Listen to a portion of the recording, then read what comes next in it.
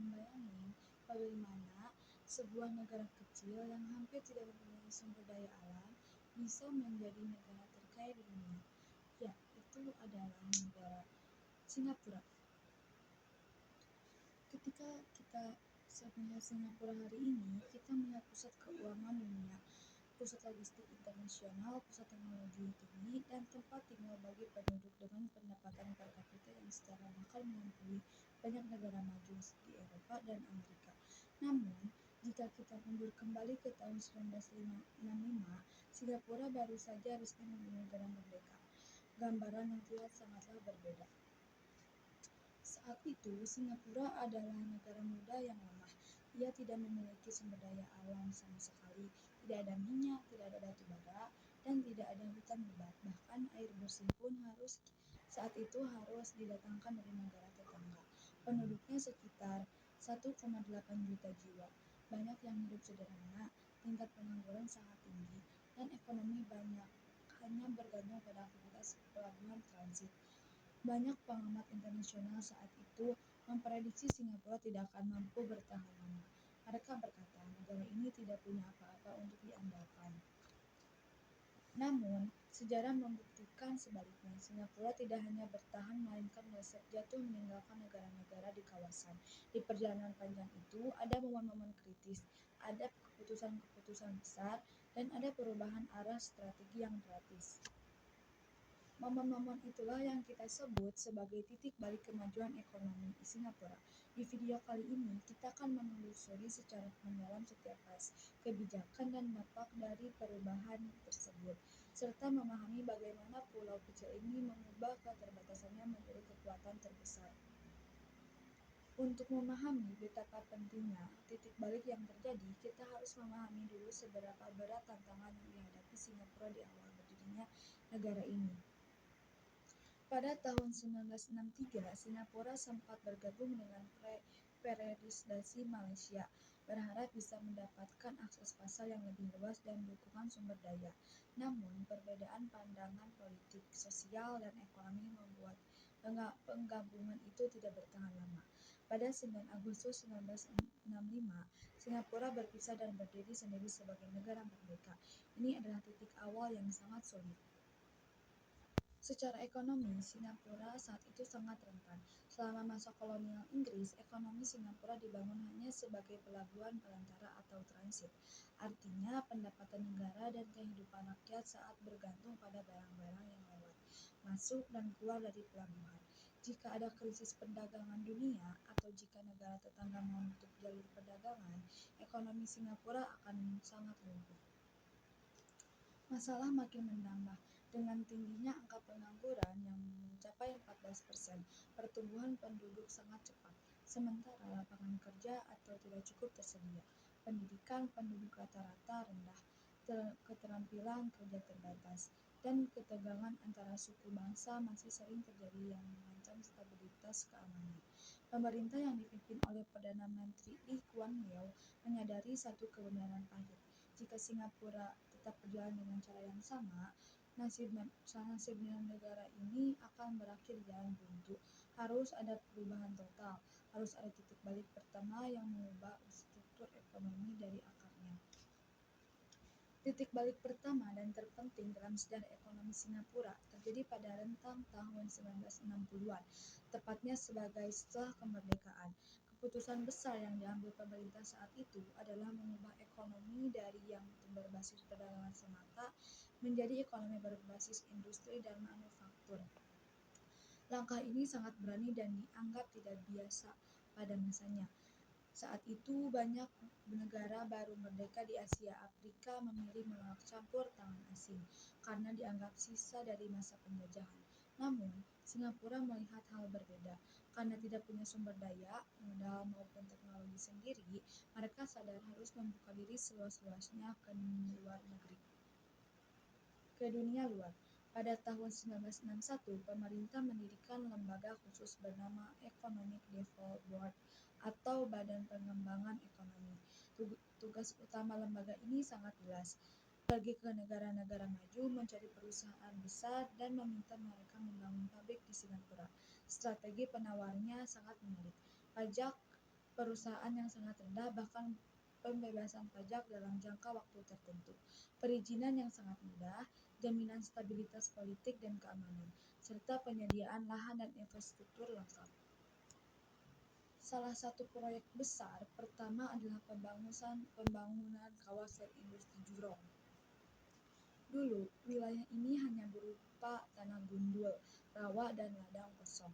Pemerintah mengubahnya total menjadi kawasan lengkap dengan jalan, listrik, air, dan pelabuhan khusus industri. Hasilnya sangat luar biasa. Perubahan raksasa dunia seperti Shell, Philips, dan perusahaan semikonduktor asal Amerika mulai masuk. Pabrik-pabrik berdiri, ribuan lapangan kerja tercipta. Angka pengangguran turun drastis dalam waktu singkat. Singapura tidak lagi hanya sekadar tempat singgah kapal dagang, tapi mulai menjadi negara yang memproduksi barang jadi, mulai dari minyak bumi olahan, barang elektronik, hingga tekstil. Ini adalah titik balik menyelamatkan negara dari keterpurukan, meletakkan fondasi ekonomi yang kokoh, dan mengajarkan rakyat Singapura disiplin kerja tingkat tinggi sesuai standar internasional. Kesuksesan transformasi industri berlanjut hingga tahun 1970-an, namun tantangan baru kembali muncul di awal tahun 1980-an. Saat itu, negara-negara tetangga seperti Malaysia, Thailand, dan kemudian Indonesia mulai membangun industri sendiri dengan menawarkan keuntungan yang lebih besar, upah tenaga kerja yang jauh lebih murah, dan yang lebih luas. Singapura mulai kehilangan keunggulan kompetitifnya di industri murah dan padat karya. Biaya hidup dan gaji pekerjaan di Singapura sudah naik drastis dibandingkan masa lalu. Jika tetap bertahan di industri murah, Singapura akan kalah bersaing dan ekonominya akan mundur lagi. Disinilah terjadi titik balik kedua, peningkatan kelas ekonomi menuju industri teknologi tinggi, keuangan dan jasa bernilai tambah tinggi. Pemerintah menyadari bahwa satu-satunya aset yang mereka miliki adalah manusianya, maka fokus utama diarahkan ke pendidikan dan peningkatan keterampilan. Sistem pendidikan diubah total agar lulusan sekolah memiliki keahlian yang dibutuhkan dunia industri maju.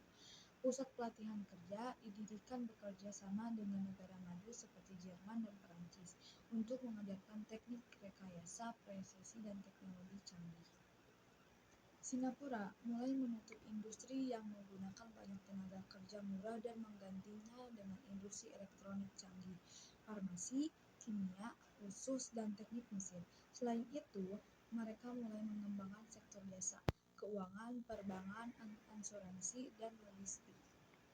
Pembangunan infrastruktur kelas dunia dipercepat. Bandara Changi dibangun dan dikembangkan terus-menerus hingga menjadi bandara terbaik dunia. Pelabuhan Singapura diperbarui menjadi pelabuhan kontainer tercanggih dan tersibuk di dunia. Jaringan telekomunikasi dan transportasi dibangun sangat rapi dan andal. Perubahan ini mengubah wajah Singapura lagi. Kini, Singapura bukan lagi negara pabrik murah, melainkan pusat layanan bisnis internasional. Perusahaan-perusahaan besar dunia memilih Singapura sebagai kantor pusat wilayah Asia Tenggara karena kemudahan berbisnis, keamanan, dan fasilitas lengkap. Pendapatan per kapita menolak naik dan Singapura resmi masuk dalam jajaran negara berpendapatan tinggi dunia. Memasuki abad ke-21, persaingan ekonomi dunia semakin keras dan berubah sangat cepat. Gelombang globalisasi, kemajuan teknologi digital, hingga krisis ekonomi dunia menjadi tantangan baru. Singapura tidak berpuas diri dengan apa yang sudah dicapai. Mereka sadar apa yang hebat hari ini bisa ketinggalan zaman besok. Maka dimulailah titik balik ketiga. Transformasi menuju ekonomi berbasis pengetahuan, inovasi, dan berkelanjutan. Fokus utamanya kini adalah penelitian dan pengembangan, riset dan pengembangan. Pemerintah menginvestasikan miliaran dolar untuk membangun pusat sains, teknologi, dan bioteknologi. Singapura ingin menjadi tempat di mana ide-ide baru diciptakan, teknologi masa depan dikembangkan, dan bukan sekedar tempat memproduksi barang buatan orang lain. Selain itu, Singapura juga beradaptasi dengan ekonomi digital. Mereka membangun ekosistem ekonomi digital yang kuat, mendukung perusahaan rintisan atau startup, serta memajukan sektor keuangan digital dan teknologi keuangan. Di saat yang sama, karena keterbatasan lahan dan sumber daya, Singapura juga memimpin dalam pembangunan ekonomi hijau, teknologi lingkungan, dan efisiensi energi. Keberhasilan strategi ini teruji saat masa sulit, ketika krisis keuangan global melanda pada tahun 2008 atau saat pandemi COVID-19 melumpuhkan ekonomi dunia. Singapura mampu bertahan dan pulih jauh lebih cepat dibandingkan banyak negara lain. Fleksibilitas kebijakan, kemampuan beradaptasi, dan fondasi ekonomi yang kuat menjadikannya negara yang sangat tangguh. Kini, Singapura berdiri di posisi puncak. Ia adalah contoh nyata bahwa negara tanpa sumber daya alam pun bisa menjadi raksasa ekonomi, asalkan memiliki visi jauh ke depan, keberanian berubah, dan disiplin dalam melaksanakan rencana. Dari seluruh perjalanan panjang ini, kita bisa melihat bahwa kemajuan Singapura bukanlah keajaiban yang terjadi begitu saja, melainkan hasil dari serangkaian keputusan strategis di titik-titik balik sejarahnya. Pertama, mereka berubah dari pelabuhan sederhana menjadi negara industri. Kedua, mereka berubah dari industri murah menjadi pusat teknologi dan jasa bernilai tinggi. Ketiga, mereka terus mengubah menjadi pusat inovasi dan ekonomi pengetahuan masa depan. Setiap kali ada tantangan, mereka mengubahnya menjadi peluang untuk naik kelas. Pelajaran besar yang bisa kita ambil dari kisah titik balik ekonomi Singapura adalah keterbatasan bukanlah alasan untuk tertinggal, melainkan justru pemicu untuk berpikir lebih cerdas, bekerja lebih giat, dan berani melakukan perubahan besar. Dengan visi yang jelas, perencanaan yang matang, dan kemauan untuk terus beradaptasi, apa yang tampak mustahil sekalipun bisa diwujudkan. Demikian video kali ini mengenai titik balik kemajuan ekonomi Singapura. Semoga kisah inspiratif ini bisa menjadi pembelajaran berharga bagi kita semua dalam memahami pentingnya strategi dan perencanaan pembangunan ekonomi. Terima kasih.